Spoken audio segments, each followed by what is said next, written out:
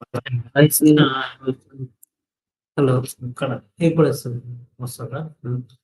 Effect.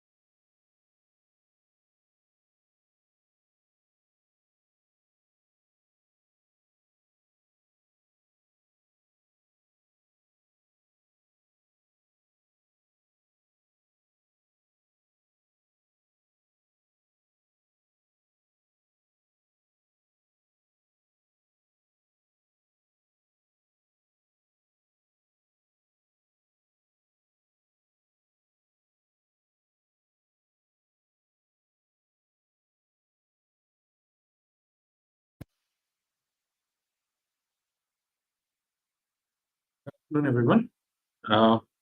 Because of technical glitch, I would like to start the topic again.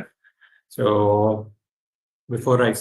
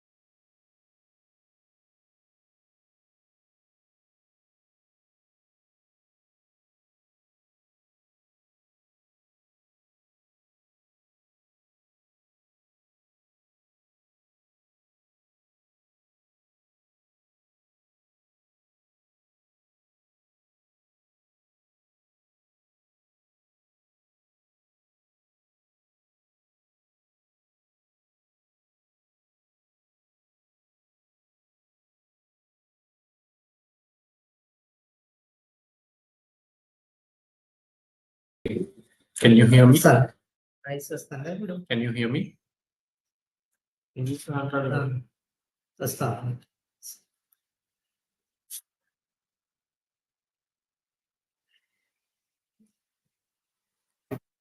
చూడు ఒకసారి Can you hear me? Sir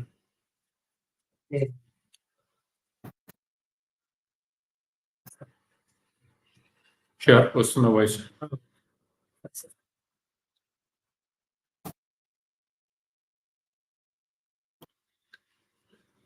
Start. Good afternoon, and after all the technical glitches, let me get back to you and go ahead with today's topic. It's public awareness on diabetic emergencies. So before I start, I would like to introduce myself. I'm Dr. Chandra Sekhar, Senior Consultant Critical Care at KIMS-Saveera Hospital.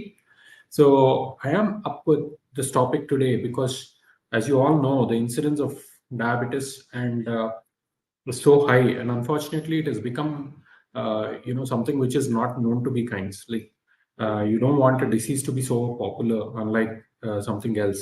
So when you see the epidemiology of diabetes, so this is one of the survey in 2021 published by ICMR. So it shows there are about 75 million people in India that are affected with diabetes. So when you see the ratio of male to the female, there are about 55% men and 65% of women aged above 20 that are affected with diabetes. And the dangerous number here is 1 in every 12 Indians are facing this problem of diabetes. In another data in published in Indian Diabetic Federation, the numbers are even more higher, with about 77 million in the year 2019, with a projected value of around 130 million by the year 2045. So with these numbers, we definitely have to be alert, and because all these numbers are so alarming and high, we always have to be alert in dealing with diabetic people, especially. So we have to know the regular complications of diabetes, the emergency complications of diabetes, and how and when we should get alert. So to define, diabetes is a chronic metabolic disease characterized by high blood glucose levels. So this can happen because of a hormone in our body called insulin. So it can happen because of deficiency of insulin, absence of insulin, or dysregulation of insulin metabolism. So why we have to learn about this is because of the serious damage that this metabolic disease can cause to our body. The damages range from blood vessels to eyes to kidneys to peripheral nerves and to the heart and the kidney. So the American Diabetic Association has formed certain criteria for defining diabetes. So these criteria, we have to remember three important numbers. One is the fasting blood glucose value, which is when you fast, where a blood sample is taken from your body after 8 hours fasting, and if that single value is greater than or equal to 126 milligrams per deciliter, it's considered as a fasting blood glucose value higher than 126 milligrams per deciliter. The second value is after 2 hours. When we check the glucose after giving glucose of about 75 grams for an OGTT, it is called oral glucose tolerance test.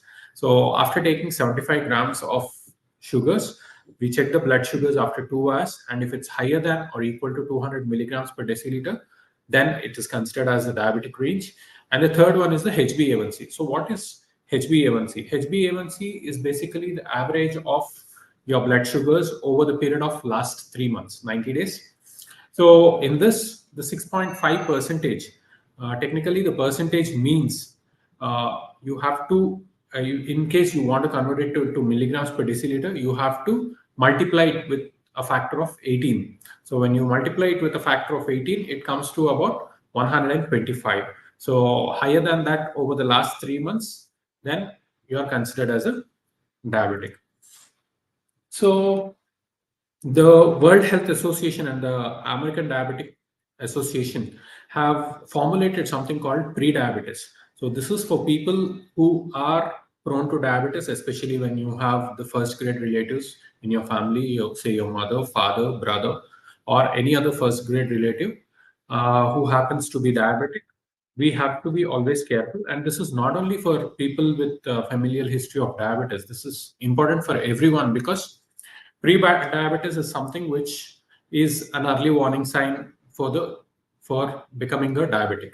So WHO defines these values to be between 110 to 125 of fasting blood glucose and 140 to 199 of postprandial blood sugars, and a glycosylated hemoglobin range of 5.7 to 6.4. As you all know, and as I've already told, a value of greater than 6.5% is considered as a diabetic, whereas 5.7 to 6.4 is a pre-diabetic. So I think this group denotes the most vulnerable patients. So these are the patients who have to be the most careful ones. So just to brief a little bit about the disease pathology of diabetes. Diabetes is basically two types. One is the type 1 diabetes, which primarily is due to autoimmune mediated destruction of pancreatic beta cells, resulting in absolute insulin deficiency, that is complete absence of insulin. And in type 2 diabetics, there is an insulin resistance or abnormal insulin secretion. So usually, if we see the disease course or pathology, the type 1 diabetic usually happens in younger age group, usually the children and the adolescent, and usually it presents as an emergency. Most of the times, these people present to the hospital in an acute emergency, and whereas in type 2 diabetes, it is the most common. Almost 85% of the population of diabetics are type 2 diabetics, and usually the presentation will be post-puberty, that is after an age group of around 20. And usually they do not present in an acute emergency, which happens unless they totally neglect themselves and are not on insulin or their regular diabetic medications on a regular basis. So what are the complications of diabetes? To start with, diabetes affects every organ from head to toe. To start with our brain, there is increased risk of dementia. Dementia is something like forgetfulness. So we tend to forget things easily, and stroke. There can be brain stroke, there can be heart stroke, and there can be mental health challenges. We easily get agitated, we easily get irritated, and we tend to because of the stress, we tend to make bad decisions, and probably it affects our work life as well. So it can cause loss of consciousness in severe levels of sugars, blood glucose values, and in the mouth it can cause infections. It not only related to the mouth, it can cause infection in any part of the body. And with regards to eyes, it can cause cataracts and loss of vision. It can cause diabetic nephropathy, which affects the kidneys. It can cause heart strokes. It can lead to clots in the blood vessels, which can lead to sudden acute emergencies. And people can lose sensation in their feet and hands. So something called peripheral neuropathies, where you tend to feel your feet and hands having numbness and not feeling the sensation of pain. So this is particularly dangerous because there were instances where people got hurt on their leg, which was not identified because of the lack of pain, lack of sensation, and people end up in the hospital with severe complications of infection. And secondary, again, the blood sugar level raises. So infection, rise of blood glucose levels, again, worsening of infection. So it's a vicious cycle that keeps going on with regards to infection and blood sugar levels. So with regards to digestive system, most of these people will tend to have gastroparesis, that is slow movements, slow bowel movements, which can lead to constipation and other abdominal related complaints. And skin, they are more prone to skin infections and skin dryness. So what are the acute diabetic complications? So now we come to our topic proper, the acute diabetic emergencies that we have to immediately identify and make sure that we save the patient's life. So hypoglycemia, hyperglycemia, simply. So what is hypoglycemia? Hypoglycemia, hypo is less, low. Glycemia basically denotes sugars. So hypoglycemia. Hypoglycemia means low blood sugars, whereas Hyperglycemia means high blood sugars. And hyperglycemia again has two entities in it. One is the diabetic ketoacidosis, and the second one is hyperglycemic hyperosmolar state, which is simply pronounced as HHS. So we start with hypoglycemia. So what is hypoglycemia? Hypoglycemia is nothing but very low sugar levels, as I've already mentioned. So it for a non-diabetic patient, it is considered as less than 70 milligrams per deciliter. Again, the criteria formed by American Diabetic Association. So the three-level classification for hypoglycemia are level 1, where we have to be alert when the patient's blood glucose levels is less than 70 milligrams per deciliter. And the level 2 is a serious level when it is less than 54 milligrams per deciliter. And level 3 is where the glucose levels is less than 54. And also sometimes, irrespective of the glucose values, they can have neurological symptoms like confusion or seizures, what you call regularly as fits, and they can end up in sudden coma. So any of those three are considered as level 3 of hypoglycemia. So what are the common signs and symptoms that you usually see? And these are the signs when you have to be really alert. So adrenergic responses. Adrenergic response is something which you have when you're really angry or when you're really agitated. So that is when you start having your too much sweating, dizziness, hand tremors, anxiety, hunger, and tachycardia. Tachycardia is nothing but your high heart rate. And neurologically, what do you have? You have your headache, you're confused, you're lethargic and dull. You are sometimes patients are disoriented. Means you ask them something, they tend to answer something else, and there is a speech impairment. You can see them. Their voice is not very clear. Their voice will be very muffled. Means it's all like a very thick voice, which is not very clear. And when it proceeds to the emergency stage, they can have seizures or the fits. They can be in deep coma, and they can slowly deteriorate with regards to their pulse and BP. So their BP and pulse drop off drastically, and they can breathe very shallow and rapidly. The pupils, with regards to the eyes, are also completely dilated. So the stage 1 probably can be attended at home, but when it comes to the neurological and the emergency status, there is no waiting. You have to rush to the hospital. So to simplify the symptoms of hypoglycemia, the early symptoms and signs that we see are hunger, anxiety, sweating, high heartbeat, confusion, tremors. And the serious condition is starting off fits and patient ending up in confusion and coma. So, what are the common situations that lead to hypoglycemia? Hypoglycemia, if you see the history aspect, most of them might have be having instances where they might have recently changed their insulin or recently started on diabetic medication, or they must have recently changed some of their medications by their own, or poor follow-ups with the doctors. So all this can lead to the frequent episodes of hypoglycemia.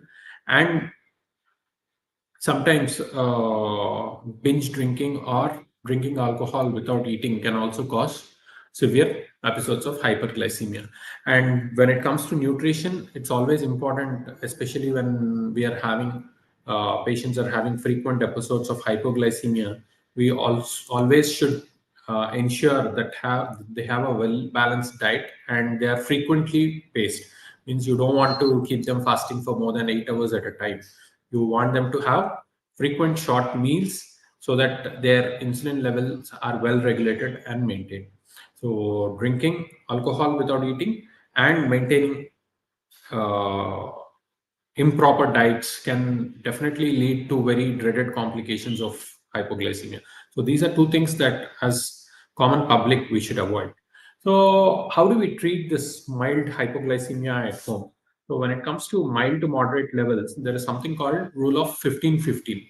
So what is this rule?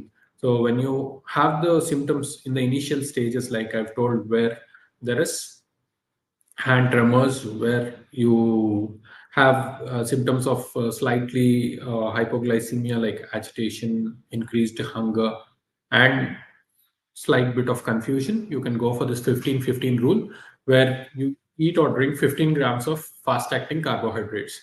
So after 15 minutes, you again check the blood sugar value. The least that we keep, as I've already mentioned, is 70 milligrams per deciliter. So after 15 minutes, you check the blood sugar values. If it's above 70, then just observe. If it's less than 70, take another 15 grams of fast acting carbohydrates. So we have to repeat this till the blood sugar values are at least above 70 milligrams per deciliter. So 15 grams, check the sugars after 15 minutes. If it's still lesser than 70, go for another 15 grams. So that's why it's called rule of 15-15. So what are some of the important and easier things that we get to get this 15 grams? So if you have any packed stuff like the chocolates or cakes or sweets at home, then you have a carton on them with written with what is the amount of carbohydrates that is available in them. If you don't have any, you can just keep a small piece of fruit such as banana or guava or whatever fruit you like, and it roughly corresponds to half glass of juice. So one point to note here is make sure that you don't give it to a patient who is in already with severe hypoglycemia, when they're having slurring of speech, when they're having difficulty and difficulty in speech, when they're disoriented or they're completely unconscious. Don't try to put some fluid or don't try to put some food into their mouth, because it can aspirate into the lungs and cause a very bad lung infection or lung damage. So this particular rule of 15-15 is usually applied at home, and it should be in cases only when there are mild symptoms and signs. So the next thing that we talk about today is the hyperglycemic emergencies. So the two common entities of hyperglycemic emergencies that we encounter are the diabetic ketoacidosis and the HHS, which we commonly come across. So as I have told, the diabetic ketoacidosis usually is common with type 1 diabetes, and whereas the HHS is more common with the type 2 diabetic people. And when it comes to diabetic ketoacidosis, usually these patients are the ones who present to us in an emergency. So it happens a patient suddenly coming to us even with a single dose of missed insulin. So in case they miss their insulin on the previous night, or they don't comply with the medications, or they have poor eating session, even one session can bring them to the hospital. And there is no very minimal prodromal symptoms that they have, especially when it comes to DKA. Whereas in HHS, they tend to be of a longer duration of irregularity, where patients don't comply with the medications, or patients are having some long-term infections and they are not getting it treated properly, or there is frequent change in medication and very poor follow-up. Means you have gone to the doctor, say, more than 6 to 8 months back, and you have not checked your sugars for more than 6 months. So this is instances where people can tend to get HHS. So how do we differentiate both with regards to the clinical features? Most of the clinical features are common for the entire hyperglycemia, where people tend to have three polys. One is polyuria, means they tend to have frequent urination. So you tend to go to the loo more often. And the second one is polyphagia. And the third one is polydipsia. Polyphagia is feeling hungry, having food again and again. And polydipsia is extremely thirsty. So these are the three common features that are seen in both DKA and HHS. And what happens is, initially after the increased thirst, the patients tend to, because of frequent urination and loss of important electrolytes in the body, the patients tend to get dry, dehydrated, and they tend to go onto the hypotensive side, means their blood pressure keeps dropping, their heart rates keep increasing, and their breathing and their consciousness levels gradually waver off. So when it comes to DKA, it is more of it shows more effects on the respiratory system, where people tend to have very rapid breathing. They tend to breathe very rapidly, almost 30 to 40 times per minute. Whereas in HHS, it is more predominantly on the brain side, where people tend to have altered sensorium, or they tend to speak something very irrelevant, or they tend to have episodes of fits, or they might immediately present in sudden loss of consciousness. So all these are more common with regards to HHS, whereas with regards to DKA, it is more of the respiratory. And sometimes both this hyperglycemia episode can present like severe abdominal pain, and when you see their initial presentations might be diarrhea, crampy abdominal pain. So all these are also some of the signs of hyperglycemia. So again, as I have emphasized, both of them will have a lot of common features, like the polyuria means frequent urination, polydipsia means extremely thirsty, and polyphagia, extremely hungry. When it comes to DKA, it is osmolar breathing, that is rapid breathing, and when it comes to HHS, it is more of a confusion and fits.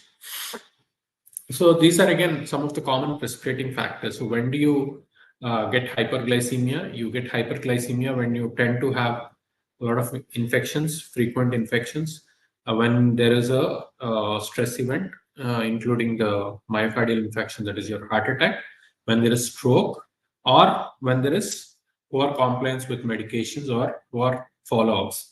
So these are the things that probably we can be more careful about, especially on a day-to-day basis.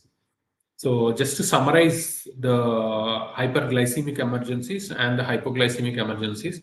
So the common symptoms we see when in hypoglycemia are shaking or tremors, and there is excessive hunger, there is excessive sweating, there is dizziness, there is nausea and vomiting. When it comes to diabetic ketoacidosis, you have frequent urination, there is rapid breathing, there is confusion, there is a flushed face and dry mouth, and your extremities tend to become cold, clammy, because your blood pressures are dropping off.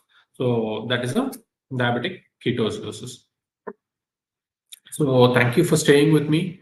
I think these I have put it on a very short for everybody to understand. So I think this is something which we have to take seriously. So the take-home message for everyone would be try to have frequent follow-ups to your regular doctor. Try to keep your insulin properly preserved, and take your insulin on time. Keep stress away. Try to do some physical activity every day. Keep yourself engaged in some physical activity or the other. Have adequate sleep. So I think, as they say, prevention is better than cure. So rather than coming to a hospital in a diabetic emergency, I would pray and wish that all of you should have a healthy lifestyle, and you all should be away from all such complications. I once again thank all of you for joining.